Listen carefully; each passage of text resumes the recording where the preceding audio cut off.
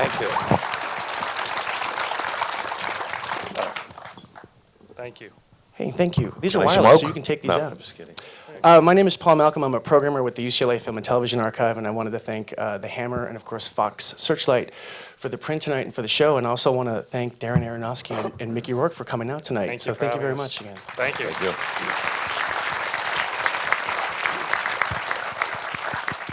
So this is really a chance for you guys to ask questions of Darren and Mickey, but I just wanted to ask, to start it out.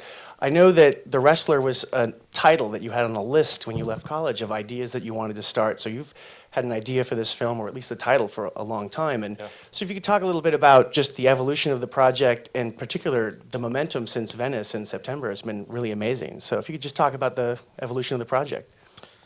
It was a long road. Back in '02 is kind of when it started for real. Me and the producer, Scott Franklin, started collecting ideas and hitting the road and meeting a lot of these guys. And, we met these all these wrestlers that used to perform in front of, sell at the LA Forum and Madison Square Garden, 20, 50,000 people. And then suddenly we're, doing nothing. What are you doing, Mick? These are wireless. right You can there? pull this right. You can take that right out there. If you take it up, you want. There you go. I always take it up. Come on. There we Okay, go. it's going to be a long night. All right, so We had drinks earlier, so so you caught us on a good night, so it won't be the usual thing. But so then we just started working on it, and then in about '05 was when I started thinking about Mickey, and the writer came on, and then it just sort of took off from there. If you could talk a little bit about Mickey meeting Darren for the first time and when you first heard about the project and your thoughts about yeah, I heard about Darren about a year and a half before I met him, and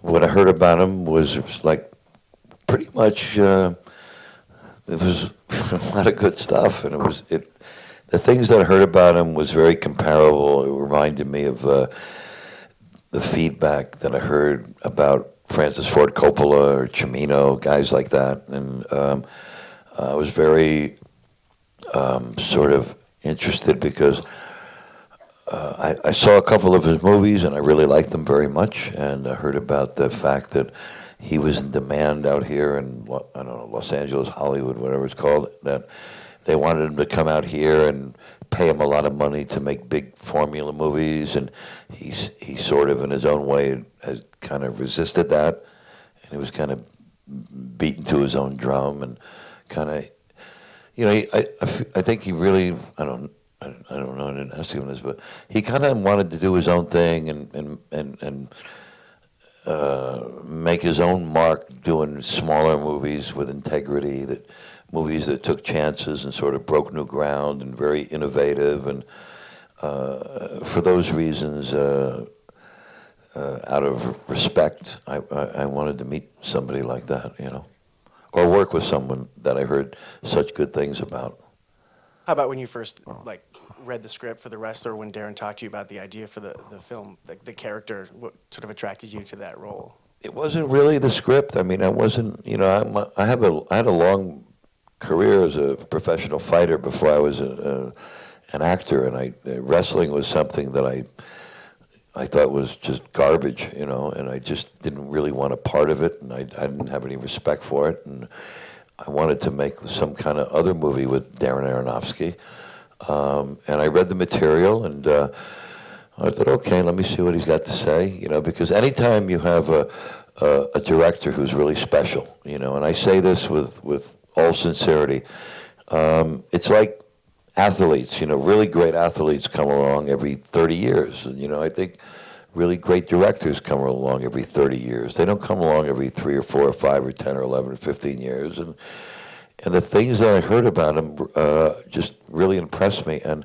so when I read the material, it wasn't really the material that I was excited about, because the information that I got about Darren, I realized that you could take the material that I had read, and that someone like him could transcend it to another level. Sure, it needed a little work here and there. I mean, but the young kid that wrote the piece, he wrote it as best he could, and it was a damn good script. There was just a certain amount of input and information that I knew about that world, or people like that, and so it was like I was hoping Darren would let me have some sort of input in that, and he was open enough to let us do that over a process of time. And I think the biggest thing for me was all the things that I heard about Darren Aronofsky were was really good, and also, it was also I realized that this is a director that when I go to work with him, he's the man, and I'm going to have to listen to what he says and do what he tells me, and he even told me that. He even told me that while he pointed his little finger in my face, and I thought, wow, I heard about the size of his brain, and I heard about that he had the balls enough to stay in New York and to stick to sort of like movies with integrity and a vision that I respected. And I thought, you know what, if I'm gonna go to work for nothing, then I'm gonna go to work with a guy like this. Was a lot of that process of collaboration before the shoot, or was there a lot of stuff on the set where you were working things out? Like Both. After a wrestling practice, we spend an hour every day going through the script line by line and working on them and talking about them and developing them. And Mickey does a tremendous amount of preparation, everything from wardrobe to hair to makeup to the whole look of the character. Mickey really breathed life into it. I remember, the wardrobe was a funny story. We had a great costume designer, Amy Westcott, and she brought all these fabrics over, and Mickey chose the 3 ugliest fabrics possible, at least to my taste. But then it came back, and it was brilliant. It just completely worked, and he stuck them on, and the ram lived. And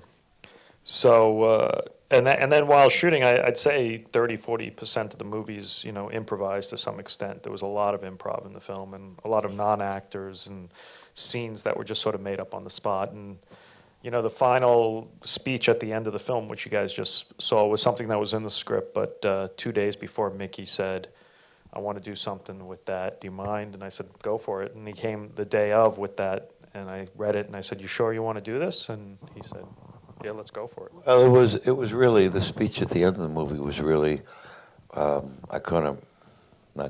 really messed up my whole career, most of it, the last 16 years of it. So I was, when I had actually left it for 6 years or 5.5 years to go back to professional fighting, because I just didn't feel like being an actor anymore. And then when I left, I left the boxing, I thought, oh, okay, I'll go back to acting. But I didn't know that, because I didn't handle myself correctly for a long time in my career, and so when I was done with the boxing, I thought, oh, I'll go back to acting, and they didn't just want to open the door and let me back in. So I was pretty much out of work for about 13 years, and then have an opportunity to work with somebody like Darren, and the people who were financing the movie, they said, well, who do you want in the movie? And Darren Aronofsky said, Mickey Rourke, and they said, well, we can't raise any money on his ass, and so Darren wanted me to do the movie, and he said some very direct things to me. He's not shy, and that's what I like about him. And I say, there's a particular phrase that I say about Darren that he doesn't like it, and I'm going to say it to you because I don't want to work with some director who I can move around. I don't want to work with a director that's going to go okay. I want a director who is smarter than I am, that has done more research than I have, that is going to push me further than I push myself. And I use the term that Darren hates, and I call it tough. And Darren doesn't like to be classified as tough because he doesn't want to scare away movie stars. And you know what? Darren said to me one day in an airport terminal, where you come from, tough might be something really, honorable and good. He said, but in the business that I'm in, I don't want to be considered tough, but I got to be I'm tough. actually not. I was only tough with you. Shut up! Mickey. I'm talking. goddammit. Who's tougher? I was going to say, No, but I mean, the best directors that I've ever worked with, I mean, they're tough in a certain way because, and I don't mean it tough to work with, I mean it because they challenge you and they push you to a high, they raise the bar and they make you have so much respect for them that you push yourself further than you think you can. It's like when Darren told me I had to do 4 months of wrestling practice, I wanted to go home to Miami and like just hang out and get laid, I didn't want to like wrestle, with the, and then I had 7 months of putting on 35 pounds of muscle, and it's like, I thank God that I had that kind of director that relentlessly pushed me to look like the character, to feel the character, and it's like, I've said this before, this material in a lot of other people's hands would have been a different kind of movie. But because Darren challenged me in a way that made me keep bringing more and more, I gave him everything. And I couldn't give him everything if I didn't trust him and respect him. And out of what I call tough, I'm talking about trust and respect. And if that's going to scare other actors away from working with a guy like Darren Aronofsky, then that's tough shit. Exactly. I just have one more question, then we'll turn it over to the audience. Get mad at me, goddammit,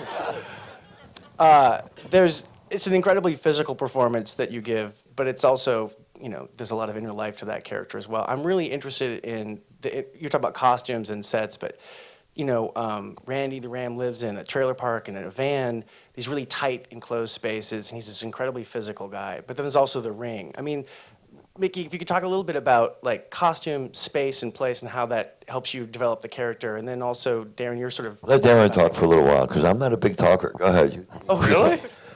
Oh, no, you're the one with the mouth and the Really? brains. Look, his brain is so fucking big, it's coming out of the side of his head. Come on. Okay, Darren, that's a question for you. Well, Mickey does a tremendous amount of preparation, and as he said, he did about 6-7 months of weightlifting and 3-4 months of wrestling practice, and I don't know. I think it all just sort of very much came together. I think Mickey's.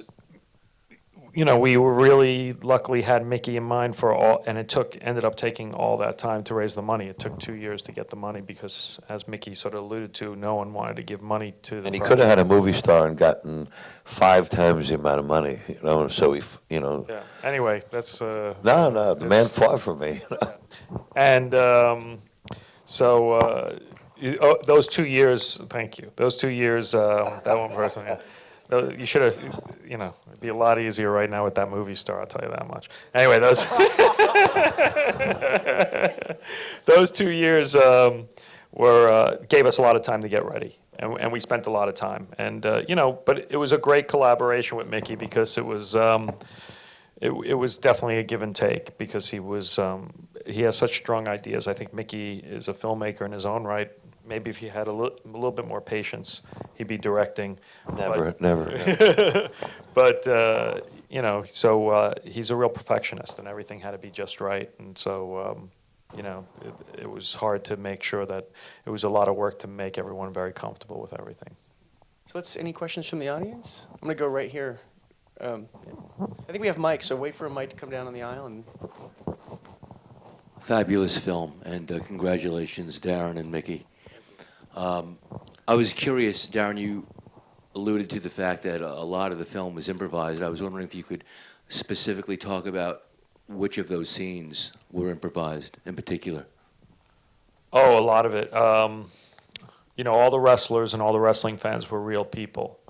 There were no actors in those scenes. So, all the stuff with the wrestlers was improvised. And then even in the supermarket, we didn't have enough money to close the supermarket or the meat counter. And real people were ordering meat. And so I asked Mickey if he minded serving some of them. And it worked out pretty well. So a lot of that is improvised and stuff. At one point, the manager came over and said, "Can you ask Mickey to improve his handwriting?" I said, "Why?" And it turned out people were actually going, they were buying the meat that Mickey was serving them. So there was a lot of type of stuff like that. And then I think even in the really scripted scenes with Marissa and Evan, I was very open to the actors having fun, or I don't know if fun's the right word, but having freedom with the lines. So there was a lot of that stuff too. Thank you. Another question from the audience? Over in the back here. Yeah, this question is to Mickey. I'm just curious, how much of the wrestling scenes did you actually do? I mean, was it 100% you, or was there stuntmen involved, and did you get hurt at all during the Let him answer that one. during the wrestling scenes? Because it seems Mickey- like I'll you let really him were answer hurt. that one because I didn't want to do shit. I wanted to like. He made me do all the wrestling scenes, and he wouldn't let me go back to Miami and hang out over the holidays because he wanted me to stay in the gym and learn how to wrestle. And I said, "Well, can't we get a fucking stunt man?" And he said, "No." But in the end, I'm really happy that it worked out that way because with wrestling, there's a real camaraderie, and these guys all need to trust one another the way they wrestle because you get a guy that's 265 pounds that's twirling you around and throwing you, you got to trust him a little bit. And then when you land, 40% of the time you land right, and the other 60 you land wrong, so you're always getting hurt.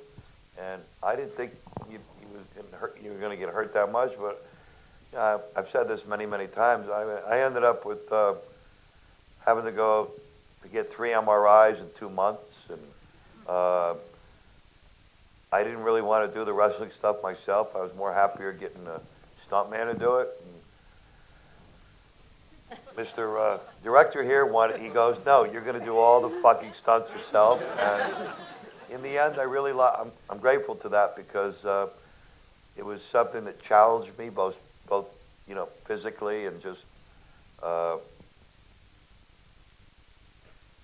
and professionally, and it sort of raised the bar for me to want to see if I could do it. I mean, if I was 20 years old, a lot of those moves would still be hard. So what I did is I went in on. We pretty much basically choreographed it pretty simply, all the wrestling stuff. And then there was one of the wrestlers that was very kind of gymnastically inclined. And out of boredom, he would stand around and do these like flips over the ring with the scissors that's in the movie. And I go, wow, I want to learn that move.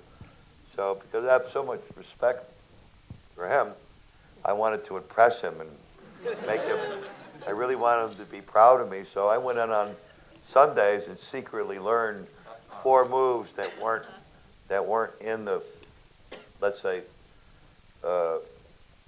Repertoire. shut up. The choreography that like any half-ass athlete could have done, I wanted to kind of step it up. And so he'd be happy, proud of me, and also the wrestling community would really see that, wow, he fucking pulled off that move. That's all. We have a question over here on the side.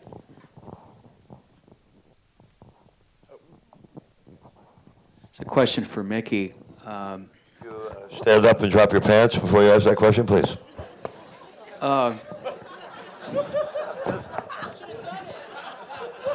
I just,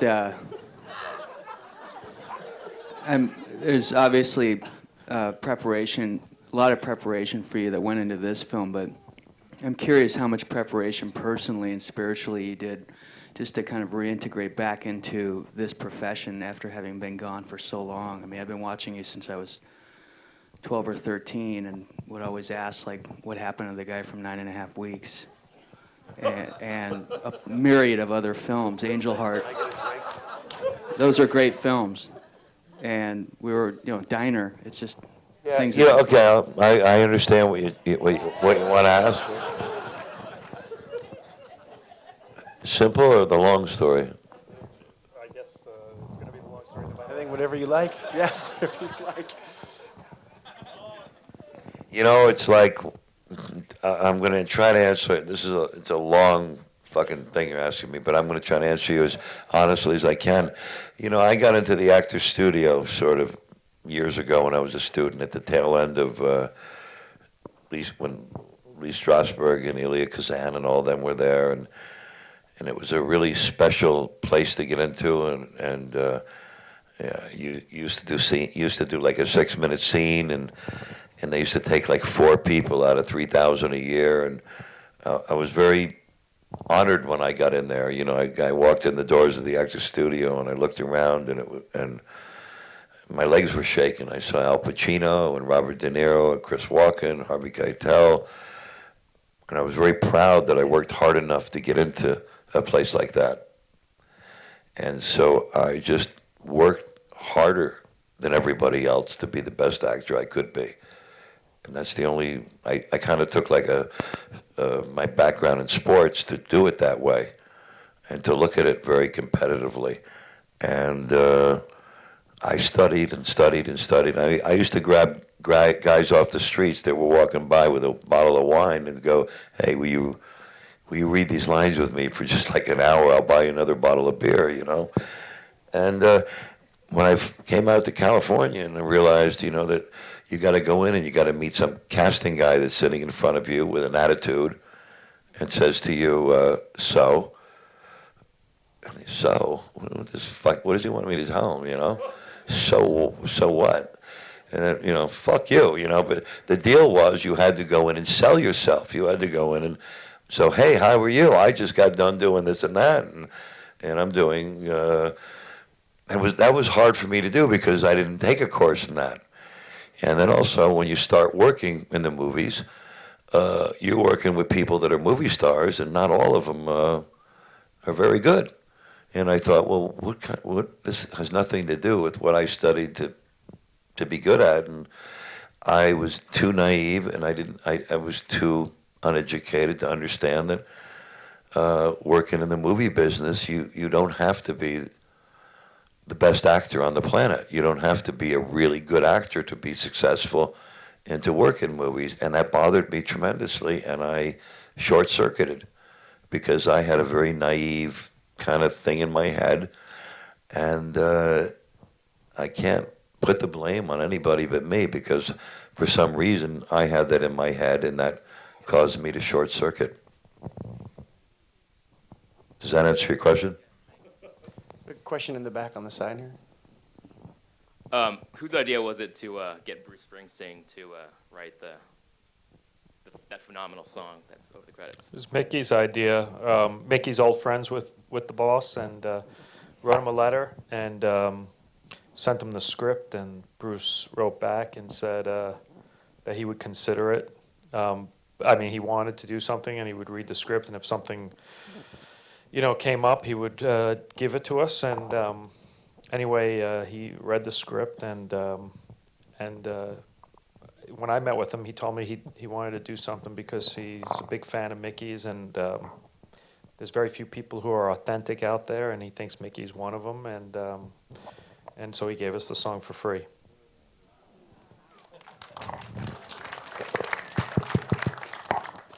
In the back on this side.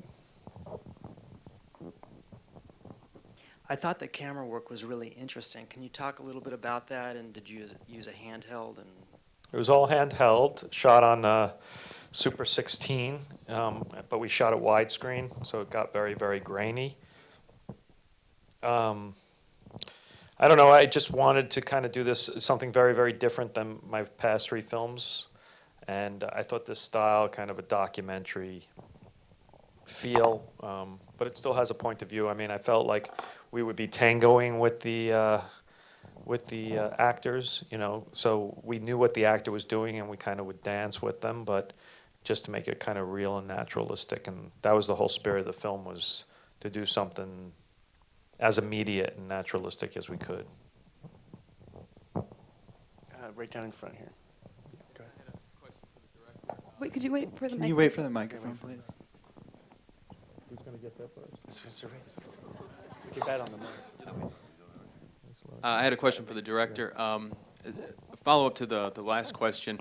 A lot of the first few minutes of the film, we see the wrestler from behind, and it seems like it's like 5 or 6 minutes in the film before we even see his face. Yeah. What was going on with that? I had a big pimple on the end of my nose. What do you think? You know, I'm not sure. It seemed like we really wanted to see his face. It seemed like, you know, there are moments where we sort of see the side of him, and we kind of just want to go that way and see him, and you don't let us do that. You don't let us see his face. Well, it was just, I mean, I think, you know, if you're going to spend 100 minutes with a character, it's good to slowly introduce them. And I think Mickey is such a physical actor, and his body is such a part of the film that I just wanted to give it an equal introduction until we met him. It's also a really strong sense that like some of the spaces he's in are so claustrophobic that it really underscores that in the ring is where he really kind of comes to life. But also the warehouse scene with his daughter, which is the other really large space in the film where he really seems to sort of, you know, be himself, the most himself, I think. I have one quick question about the costume design and this film. One of my favorite lines in the film is when they agree that the 90s sucked. And this is also seems to be this incredible archaeology of the 80s. I mean, you know, costumes, music, hairstyles, the wrestling. Talk a little bit about the 80s versus the 90s, and any nostalgia for the 80s versus the 90s, or did the 90s suck for? I like the 90s better than the 80s personally. Mickey, where are you with that? 80s versus 90s? What's better, the 80s or the 90s for you? I didn't really care for either one of them. We're a live in the now kind of attitude? I like the 70s, man. Yeah, okay. We had a question here on the side, I think, right here. This guy actually has the mics. Oh, we got the mic. Okay, whoever's got the mic. This question is for Darren. Darren, why did you decide to revisit the fountain, and what is the status of that, of the cut? It was just a small comment aside that gets picked up by the internet and amplified in here. You're not allowed to smoke, man. We've actually done it, and you know, getting a studio to release it may be hard, but maybe one day if the fans keep hounding, then it'll happen. So send an email to someone. In the back on the side here, right in the. Where's the mics? We got a mic here, I bet. Over here on the side, or? Oh, here we go. Oh, way in the back, the gentleman with the over there. Sorry. This is for Mr. Aronofsky. How did you happen to choose Robert Siegel to write your screenplay? He wrote a script that I read, which called The Big Fan, and it kind of felt like a Hal Ashby script. It was there was a lot of dark humor and a lot of humanism, and it was also a sports movie actually. So I thought he was a good connection, and I told him the idea, and he's from Long Island, and so which is near where I grew up in Brooklyn, and so we had a lot of similar cultural touchstones and stuff, and he was great. I'm right here. Yeah. There's a mic. The mic's coming. Sorry.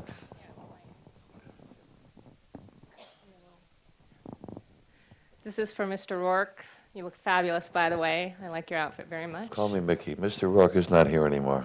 Mickey, okay. Thank you. How is Hollywood's response to you now that you've completed The Wrestler and you're getting good reviews? You know, it's people.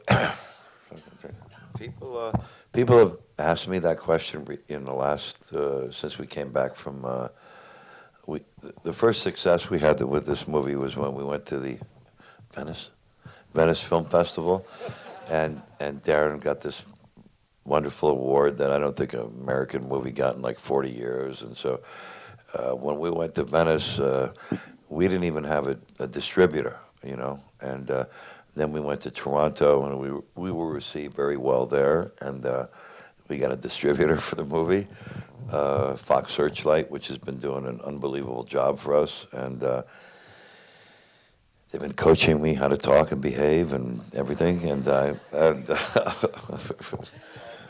politics, yeah. And so, how am I doing? Behaving, right? Very good. So, people say, "Oh, you came back," but it's like when you've been out of work for 13 or 14 years, it's hard to put that word "comeback." It's like it's a little bit more than that because it's a long road. For me to have been able to come back, I had to make a lot of changes, and change is real hard, and change was hard for me. The thing that I feel very grateful for more than anything else is that, there's not a lot of jobs where you can have a comeback. You can't have it in athletics, really, and you can't have it in, or depending on what country you live in, you don't even get one chance. And I've been given, and I misbehaved terribly before I put in the time to change. And the thing I'm most grateful for is that I had somebody like Darren here who fought for me and gave me, told everybody else I'd rather make this movie for $10 million less than do it with Mickey. And so, I'm going to have to blow him for the rest of his life. I was gonna go like that, but then I realized. Over here on the side.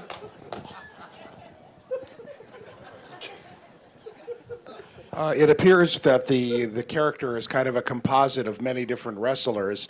Was there anybody in mind? I mean, you named the character Randy. Yeah. Is that Randy Savage, or is there any particular character? No, it was. I mean, there's no better 1980s name than Randy. But it's a combination of guys, and there's definitely a lot of echoes to some people whose stories are more renowned. But the sad thing is, the more of these guys we met, the more, I don't want to say cliche, but the more coincidental their lives were, because they worked 350 days a year, and by the time they were put up on the shelf, they had no pension because they're not in a union. They had no health care, they had no workers' comp, nothing. And a lot of them are still doing it. I mean, one of the early guys we met was Jimmy Superfly Snuka, which hopefully you guys remember, and he was jumping off the top rope at 63. Brothers gotta fly. That's what he says. I was like, why do you do it? Brothers gotta fly. That's his answer. And they don't really do it for the money. That was what was interesting. I mean, some of them, sure, they need the money, but a lot of them are doing it to hold on to the glory, We had our first professional legend came the other night. Roddy Piper came to a screening, and even though he said it's not his story, he said it is his story. And he thanked us for making it, and he got really choked up and really emotional. And he's actually organizing a bunch of guys to come out on Tuesday nights, our premiere here in LA. And so, like some really great legends, a couple of them are in wheelchairs, are coming out, and they're going to come support us. So we'll see what happens there. It's also an interesting thing about that word comeback that keeps getting thrown out. It's nobody ever really goes away. I mean, these guys keep working, I mean, so it's, I don't know how great a term it is for that, because these guys and the character himself, they just do it for the love of it. I mean, so they never really go away. It's like, but this film's about they're not in front of thousands of people. They're in, in front of scores of people. So it's, a different, yeah, I guess. Let's go right here on the side. Sir? That's fine. Well, yeah, that's good. This question is for the director. It seems like this movie is a great departure, or is a departure from your previous films, Pi and Requiem and The Fountain. And those movies were driven a lot by music and montage. And this movie was so different. It's like a good art film. And it'd be great if you can discuss your progression as a filmmaker, your style, and what you find distinctive about your filmmaking and why it is what it is. Distinctive about what? Your filmmaking, your style, how you approach I don't know. it. I mean, I think it's important to keep moving forward, as a creative person, is to keep inventing and changing. And I think if you try and hold on to who you are and try and do the same thing again and again, I think it's just generally doesn't work out.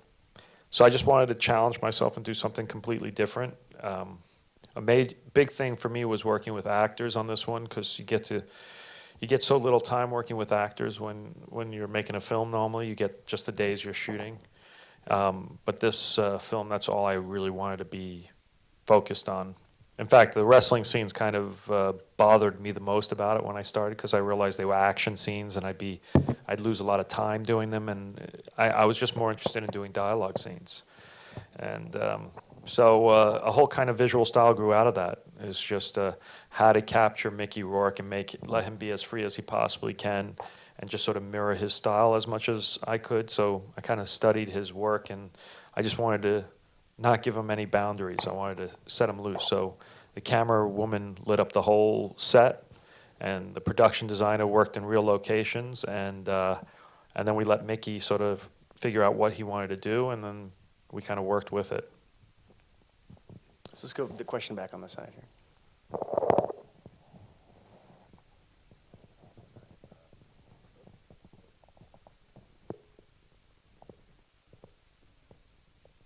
Reject. You can just say, yeah, go ahead. This question is for Darren. Can I just talk like this anyway? I've noticed that throughout the film, each one of the characters is having issues searching for identity, and I also noticed that in the general atmosphere of the film, I don't know, it just makes me. I was thinking a lot about what the statement was about the American identity today. I mean, Darren, do you think you could share a little bit about that idea on identity in the film? I don't know. It's kind of. I don't think it was really a conscious choice to. I didn't go in with any goals about saying anything about politically in the sort of obvious way. Even though Iran has condemned the movie. I don't know if you've heard. Really? Yeah. Did you hear that, Mickey? Yeah. Anyway, which is just like, I mean, I want to write a letter because, I mean, it's such irony, there's a black guy playing, a Persian character, and it's just, we're making fun of it, if anything. But I just don't think American films really explore these types of characters in any sort of honest way, and that was sort of our approach. I mean, I didn't go into the film trying to make a manifesto to defend pro wrestling. Yet I think pro wrestling comes off as something, as a real art out of the film. That was just because we just tried to approach it openly and honestly, and we tried to do the same thing. We really looked at what a stripper's conflict was, and it's just amazing to me no one's ever dealt with that. No matter how many films are about strippers, no one ever talks about that line between this fantasy world and their real lives, even though that's really their whole kind of struggle. So we just tried to, I think if you show characters complex and rich with conflicting stuff, I think you're definitely doing something which is different than what Hollywood films do, because it seems like heroes have to be pretty squeaky clean, and so that was the only thing we were trying to do. So you did it very brilliantly, putting these characters having their own identity struggles within. I don't know, I've noticed from some of your past films that each one of the characters always, you can see their reflection within the part of America that they're living in. I definitely felt that with this, kind of, atmosphere of Thank you. I think we have time for a couple more questions, so let's go over here.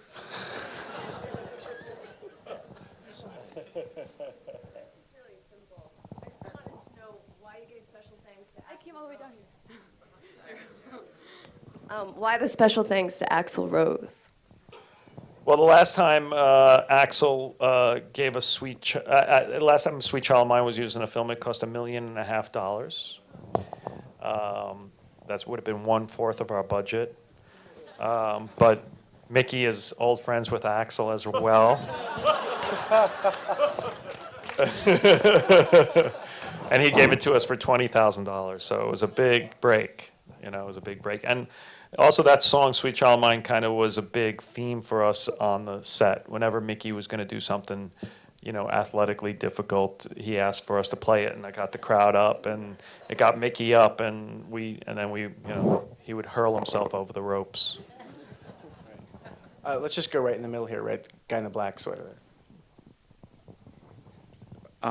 For me, the best supporting character in the film is the music. And in the age of Guitar Hero and revisiting a lot of these legends, I saw Mickey a lot of times at the Viper Room many, many years ago and many times since. And so I kept thinking to myself, you know, how much music was present on the set. I mean, you spoke about Guns N' Roses, but for so many of us, music is the most motivational thing in our days, and it's amazing that this film really captured that. So I'm wondering how much of that, Mickey, informed your performance. You know, to be honest with you, I'm a rock and roll guy. I'm not really a metal guy, you know. I have a relationship with Axl, sort of, kind of, like any, you know, it's sort of out there kind of relationship. And I like Guns. I was a Guns N' Roses fan because I just liked the way Axl just fucking laid it all on the line. And just, you know, sometimes he'd show up, sometimes he wouldn't show up, and, you know, and sometimes he'd bring it, and, you know, and Axl did something. He gave me a gift one time that was probably the nicest gift that I ever received in my life. And so I have a special connection with Axl, with a special song that's not in this movie. But when I was a professional fighter, and, you know, that was nerve-wracking, you know, when you're in the dressing room getting your hands taped up, you know, you're pissing yourself, you know. But then something would happen when you leave the dressing room and you get out and you get ready and you got to go do your business, and your music all pumps you up, you know. Gets you like ready, and it sort of stops the fear a little bit. So there was a moment in when we were doing The Wrestler where I remember standing backstage, and it reminded me of when I was fighting all over the world, and I said, wait a minute, play Sweet Child of Mine, you know, if I got to go out there and get, you know. So it put my head in a certain place, and then we were able to use it, and then because we were shooting the budget on a shoestring, we thought we'd never be able to, you know, actually use that song in the movie, and Axl gave it to us for free. Well, 20 grand. Whatever. I could have used the 20 grand, believe me. Yeah, to fix up his $10 million brownstone.